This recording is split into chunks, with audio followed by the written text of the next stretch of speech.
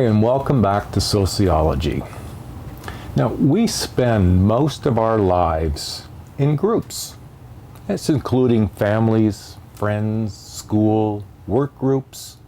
So it's important to understand the characteristics and the dynamics of groups ranging from small, informal groups to large bureaucracies. So in this chapter, it provides many examples, your text and the box supplements within your textbook, which demonstrates the application and the relevance of sociology and sociological research and theories to business and modern living. By learning about bureaucracies and how they work, you can be better prepared for when you experience bureaucracies yourself, both in the present and perhaps in the future as well. You may not think much about organizations and groups that influence your lives, despite the many ways that bureaucracies can affect them. New information technologies are also allowing us to become members of groups and organizations in more subtle, non-physical ways. The online experience. A deep understanding of organizations will aid us all in our future choices and decisions, both in school and in the workplace. So let's get started here. Now, social groups, from a sociological perspective, recognizes that we are social beings, we live our lives in groups, and they constantly affect our behavior. Distinct from both an aggregate. Now, an aggregate is a collection of people who happen to be in the same place at the same time, but they'd have little else in common. That's an aggregate. And the other is a category. Now, a category is a collection of individuals who have never met one another but share similar characteristics. Now, there's two types of groups. Social groups refer to two or more people who interact frequently, share a sense of belonging with one another, and have a feeling of interdependence. Now, if we move to the two types of groups, there's primary and secondary groups. Primary groups are small, personal groups in which members engage in emotionally based interactions over extended periods of time. This would include your family and many of your friends from peer groups, for example. Now, secondary groups, well, they're much larger, they're much more specialized, in which the members have less personal interaction and have more formal, goal-oriented relationships over a specific period of time. Now, secondary groups, this would be like your college experience. It's also incorporated into many other primary groups as well. So, regardless, all groups set boundaries. Now, the boundaries are just to indicate who does and who does not belong in our group. It's all about just who's in our family, who's not in our family, who's at our workplace, who's not in our workplace. Boundaries are always indicated in groups. In-groups are groups to which we belong and with which we identify with. They provide us with both a source of identity and a point of reference, that we belong with them. The out-group, or as an out-group, it's a group to which a person does not belong, and towards which the person may feel a sense of competitiveness or even hostility that they're not a part of that group. They maybe want to be. Essentially, boundaries between the in-group and out-groups are intended to create belongingness and acceptance. That's a basic psychological need. Boundaries can promote racism, sexism, and ageism as the contrary position, and that's a sense of what's known as, and we touched on this earlier in the semester, ethnocentrism. Now, in order to make sense of some of this, a reference group is important to be aware of. A reference group is a group that strongly influences a person's behavior and social attitudes, regardless of whether that individual is an actual member. Now, this happens a lot, certainly as we were younger, but it also happens as we're older. Reference groups can help us explain why our behavior and attitudes sometimes differ from those in our membership groups like family and friends. We may accept values and norms of a group with which we identify with rather than one we belong to. You know, maybe you admire a basketball player. Well, they're not in your group, but you want to be a part of that group, so you may see how they support what you think you believe in. A network is a web of social relationships that link individuals to each other. An understanding of social networks and their human bridges is important on many levels. From epidemiologists who study the spread of diseases, to individuals looking for employment, to government agencies trying to control terrorist activities, to social scientists studying the impact of gender and ethnicity on social interactions. Whether a group's boundaries are formal, which means they're clearly defined criteria for who belongs and who doesn't, or if they're informal, as in your friendships, people can come and go in your relationships as friends. There's no real rules or criteria for membership always. The size of the group, though, is one of its more important features, and it's a really important one because this topic here is going to trigger some relationship to psychology, in particular to what's known as social psychology.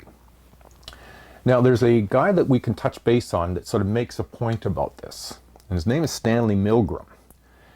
And his study found that it took an average, now try and put yourself in this position, took an average of 5 contacts to get a letter to the intended recipient. You had no other way than to hand it to somebody else.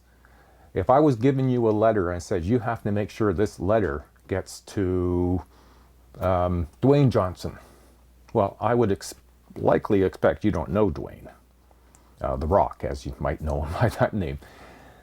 But if you hand it to someone else who you think can get it closer to them, and they in turn hand it to someone else they think can get it closer to him, on average, research has suggested that the intended recipient would get the letter within 6 contacts. It was popularized in a movie called 6 Degrees of Separation, and there's a popular trivia game, 6 Degrees of Kevin Bacon, an actor. So characteristics and dynamics of what the purpose do groups actually serve? Well, we can check on our theorists to get some perspective. According to the functionalists, people form groups to meet their instrumental or task-oriented. Remember, they like to divide the workload, division of labor, into instrumental and expressive. So the instrumental, goal task oriented, and expressive, the emotional based needs. So that's part of what holds groups together and what they think needs to happen. That's the functionalist. Now, groups also have members do jobs that are impossible or very difficult to do alone, so it keeps the groups together from their perspective. Conflict theorists, they believe that groups involve a sense of power relations whereby the needs of individual members may not be equally served. People working together towards a common goal, they could not achieve alone. Like group projects, the inequity can result in poverty and unemployment. Now, the symbolic interactionalists, these are the one group that's micro, focuses on how group size influences the interaction among its members. And so it supports, it looks at the support and the friendships that occur on a one-to-one basis or on a face-to-face, and how those meanings get understood in those relationships. The postmodernists, essentially, they see relationships are increasingly becoming more and more superficial. We spend so much time using technology and being at a distance that maybe a lot of our interactions are really just superficial. So what role does group size have? I've referenced group size a bit, and we've talked just briefly about it.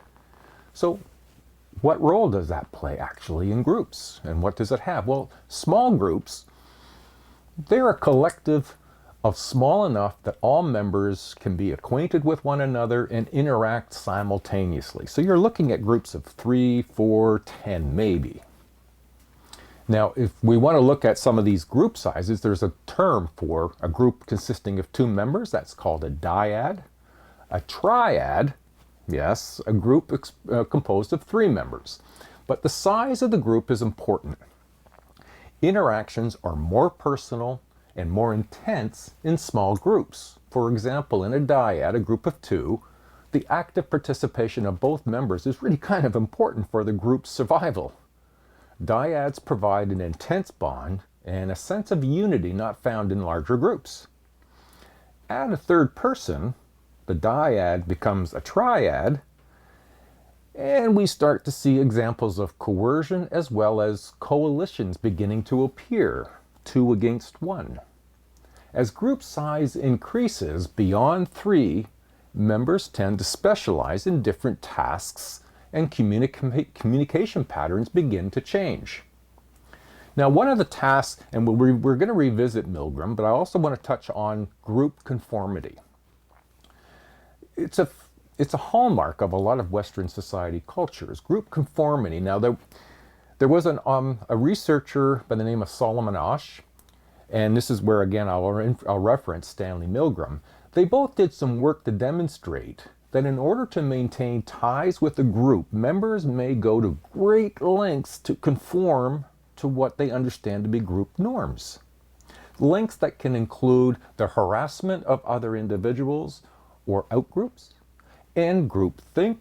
That's the process by which a group arrives at a decision that its members privately believe is unwise, not smart to do. So what is conformity? Conformity is the process of maintaining or changing behavior to comply with the norms established by a society, or a subculture, or any other group that we be a part of. So theoretically, we tend to be significantly influenced by others in our group to the extent that we may deny our own senses, our own loyalties, and our own commitment to the truth. Now, on the surface, that might sound to you like, well, no, I wouldn't do that. The topic of conformity opens the dialogue where there are competing emphases. The connection of conformity and personal awareness of one's own values and beliefs. We encounter many different choice points in our lives, for good and for bad. Being true to one's values and beliefs, or conform to those of others in spite of your better judgment. The more connected we are to who we are, that is, the more I'm aware of who I am, especially the good in us, the better able we are to make decisions that we can be proud of and we can defend. Being aware and connected to our values and beliefs enable us to stand alone when we must. There is a fight between good and evil in every person. You might ask, well, who wins? The one you feed the most. Things like integrity, trust, respect, acceptance, love, loyalty. You nurture those, good wins the battle. Now, Asch's research, we'll come back to where we're going with conformity.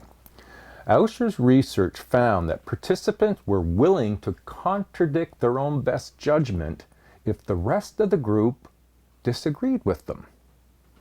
Now, you'll find in your textbook some additional information. It was in the neighborhood of at least 65% of people in the Asch experiment, that's been repeated several times over the years, will secede to the larger group's expectations on those decisions they have to make. You know, usually it's just around which of the 4 sticks that we put up here is the shortest.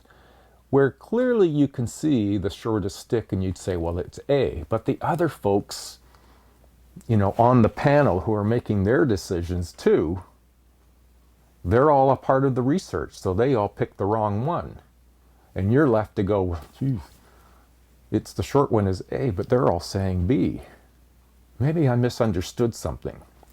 B, no, that wasn't it. But that's what 65% of us will do. Now, as the numbers of the people on this panel reduce to maybe there's 3 or 2, then we get more ability to stick to our own guns. Okay, now Milgram's research, it wasn't exactly on conformity, it was more about obedience. But he found that participants were willing to do something, in this instance, give electric shocks, because the authority figure told them to do it. Now on the surface again, you might be saying, well, I wouldn't do that. If I knew that I was hurting somebody, I wouldn't keep going. An experimenter would instruct the teacher is the subject, to ask the subject, this would be the student is in another room and cannot be seen, but they are a part of the experiment. So the teacher is going to state some questions, and the student is to answer those questions. If the student answers incorrectly, they were to receive a shock. Now he had this board in front of him, and every time he flicked a switch, it would give a shock to the person in the other room, and you would hear that person go, ow! So he'd get feedback along the way, and it would start at a low amperage and work its way up. For every correct answer, the teacher was to incrementally increase the shock, and when the experimenter indicated that the teacher should give increasingly painful shocks, again, 65% of them administered shocks all the way up to the max. It was labeled XXX, 450 volts. 65% went to 450 volts. In many instances, that would kill somebody. The person on the other room had stopped screaming by the time they got up there. And yet, people abided by what was the expectations, followed the instructions. So what can we learn from Milgram's study? Well, the study provides evidence that obedience to authority may be more common than most of us would like to believe. The video for these experiments I've posted in the week 9, so you can view them, both the Ausch's experiments on conformity and the Milgram experiment on obedience. Now I mentioned groupthink. Now a groupthink is the process by which members of a cohesive group arrive at a decision that many of the individual members privately really don't believe is wise. Now there's an example. There's a few examples, but one of them is the tragic 2010 explosion of the BP Deepwater Horizon oil rig in the Gulf of Mexico that resulted in 11 deaths and massive damages to the Gulf Coast and the US. Another example, and many of you may not be old enough to know this, you may have if you're newsworthy, the Challenger, US Challenger rocket disaster of 1986. The space launch went ahead in spite of the discovery of redundant and bad O-rings. They knew that before it went up. They came to a groupthink decision to get it going and not delay the launch. Okay, let's move on. Now we're going to move on to what are known as formal organizations. A formal organization is a highly structured secondary group formed to achieve specific goals in an efficient manner. Now for Max Weber, its most perfect expression is what he's known as, is what he calls the bureaucracy. It's a formal organization characterized by a hierarchy of authority, a clear division of labor, of who does what, explicit rules and regulations, qualified-based employment. You have to go for an interview and demonstrate your competency. And the in-person, the impersonality in personal matters. It just really means that it's not personal, it's just business. We don't have personal. Unfortunately for Weber, bureaucracies are more than organizations. They are people, and people fuel informal structures, activities that bypass and ignore the formal channels. Maybe you've heard the term grapevine, and a grapevine might be saying, well, this is what we think is going on in the organization, but the rules say this. That's what they're talking about in terms of having these other channels. So we're going to look at some of the characteristics of a bureaucracy a little more closely. Now I mentioned there was division of labor. So that's one of the hallmarks. Each member has a specific task with specific assigned tasks to fulfill. It requires the employment of specialized experts who are responsible for effective performance of their duties. So for example, in the colleges we have administration, so there's people who do administrative tasks, so they're hired with that degree of expertise, the support division and faculty division. And all of that has different hierarchies in there. And that's our next point. Bureaucracies have a hierarchy of authority, a chain of command that is based on each lower office being under control and supervised by a higher one. Then there's rules and regulations, or standardized rules and regulations establish authority within an organization, and they're usually provided to the members in a written format. You might get a job description, a code of conduct, policies and principles. You are aware, I'm sure, that college has a college policies and regulations for academics, and we have to all adhere to them. Those are the rules and regulations. I mentioned about qualification-based employment. Hiring of staff members and professional employees is based on specific qualifications. Individual performance is evaluated against specific job-specific standards. And the promotions are based on merit, as spelled out in the personnel policies. Now, I did mention this, and I probably flubbed it a little bit, but the impersonality. Now, what that really just means is that the interaction between people is based on the status and standardized criteria rather than the personal feelings and subjective factors. It's just business, nothing personal. Now, there are some informal structures of bureaucracies. Now, organizations are made up of formal structures, but also made up of people. Each and every bureaucracy has an informal structure. It's composed of those aspects of participants' day-to-day activities and interactions that ignore or bypass or do not correspond with the office rules and procedures of a bureaucracy. You could equate the informal structure as somewhat the culture. Your boss might say, and it might be written in the rules, that you take your concerns to this person and then to this person. My door is always open, but when you go to the door, it's always closed and you have to make an appointment. So the rules say that's what you're supposed to do, but the culture says that's not what happens. There is what's known as the Hawthorne studies, which made social scientists aware of the effect of the informal network on workers' productivities.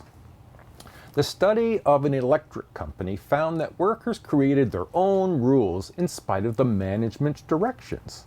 They helped others, they played cards, and they swapped jobs. Well, the negative was that people's view of that, at least where people are lazy and do not want to work, can have a negative impact on employees who are excluded from them. Whereas the positive of that, they encourage cooperation among people to better meet the company's goals and the human relations approach. So there are going to be some shortcomings to bureaucracies. One of them is they're often very inefficient and very rigid. Their self-protective behavior of upper level and information blockage leading to a monopolization of information at the upper levels. It can result in workers in management working at cross purposes.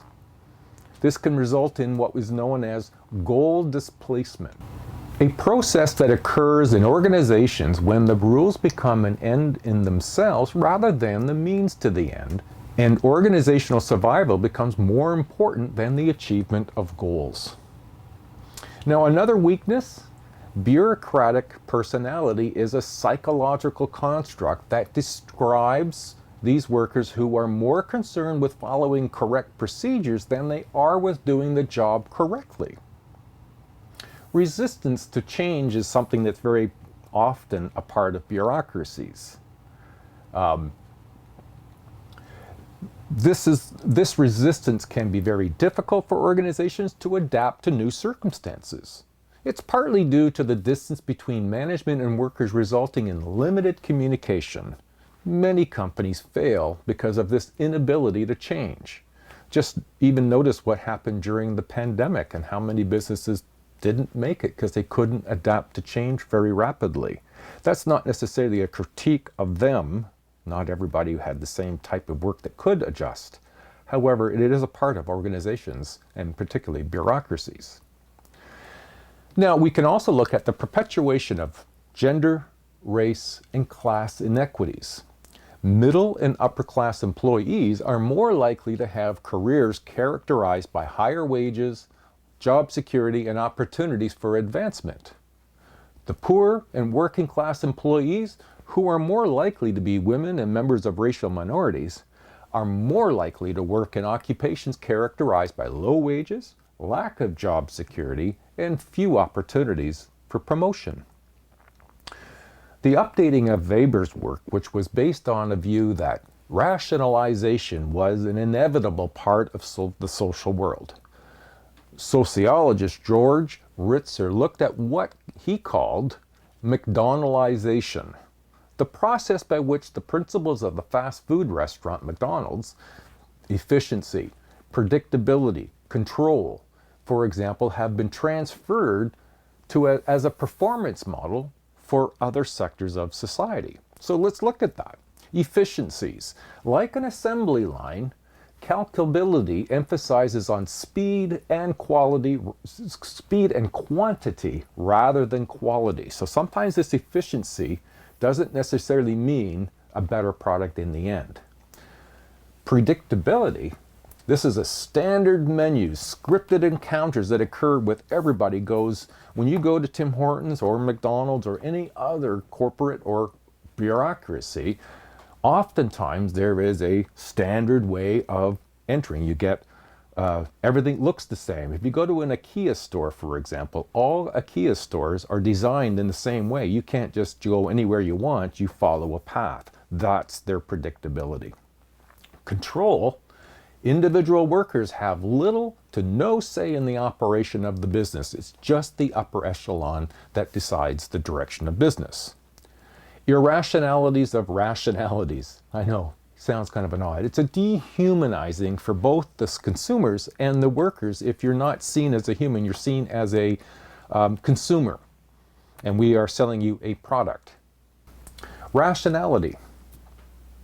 That's the process by which traditional methods of social organization, characterized by informality and spontaneity, are gradually replaced by formal rules and procedures.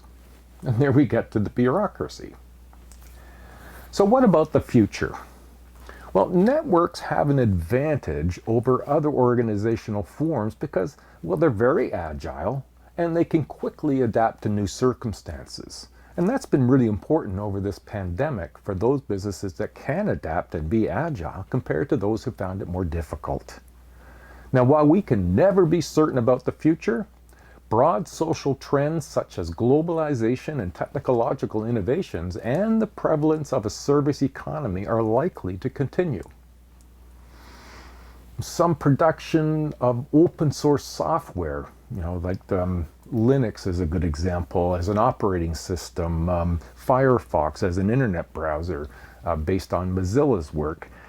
These products are created by a network of people who work together with no expectations of profit. So what about, what potential can there be in terms of these enterprises with other things like how illicit drugs can get from a cacao fields in Colombia and the poppy fields of Afghanistan to the streets in Toronto, Owen Sound, anywhere. It's their flexibility, however, that comes at the expense of well-specified lines of communication and the means of coordination, both of which may be addressed by the modern communications technologies. While network structures can help corporations become more profitable, the impact upon workers may not be so positive. It's likely that the future work lives of today's students are going to be affected by what occurs in the future and adjustment. Now, there will be some positive, but there will also be some more negative by the shift to network organizations. This may make it likely that networks will be the dominant organizations of the future. Where they're more agile, more adaptive than other forms, and networks are able to adjust quickly to circumstances. And network enterprises might be what will emerge. These will be businesses which may be companies or even parts of companies that will join together for specific projects that become the focus of that network.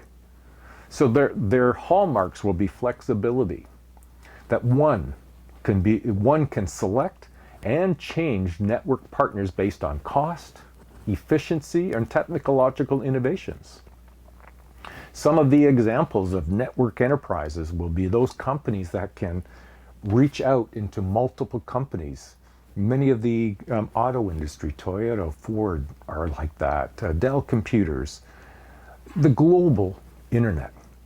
Now, in addition to technology, cultural and organizational means are necessary. Things like this entrepreneurial culture, a demographic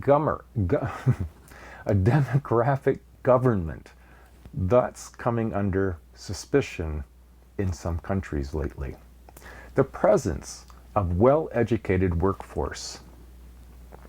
Now, there will be some problems with network enterprises. It'll be the loss of power of the union, offshoring of jobs that used to be in Canada that are no longer being provided in Canada. It was just recently in the newspaper, Freshie, that little food shop. If you're ordering online, a lot of the connections that you have with somebody who you're making an order for a Freshie in Barrie is being taken from somebody in another country, and that's the offshoring of jobs.